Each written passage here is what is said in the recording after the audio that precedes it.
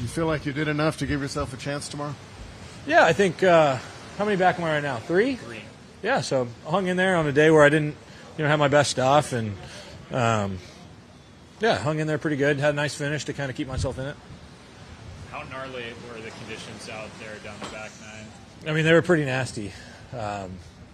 I think we were expecting it to be like that most of the day, and so it's fortunate. I got to play a few holes there in the morning without the conditions like this, and I wish I would have taken better advantage of those. But I hung in there well this afternoon, and I think I gave myself a chance kind of going into tomorrow.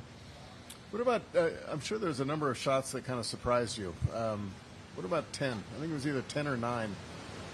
Yeah, 10, I hit 5-iron that went like 155 yards, and I striped it. I did. Just got a big gust coming off the water there, and I had to touch a cut spin on it, which I intended to do. Just trying to get the ball kind of in the front middle part of that green, and it flew like 155, I think, 58, something like that. What's that normally fly? 210 probably at home. What did you do well today?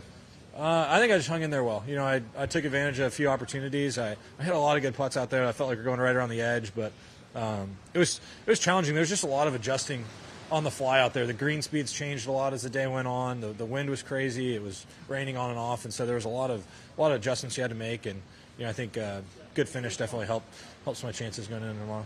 And I guess on a day like this, when you're trying to catch up, is there any part of you that's trying not to screw up too badly?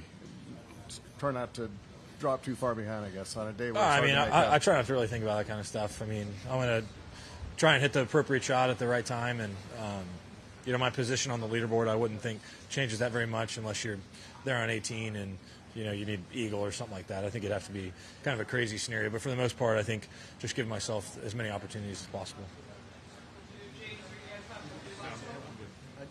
Just with the conditions like this, make it count.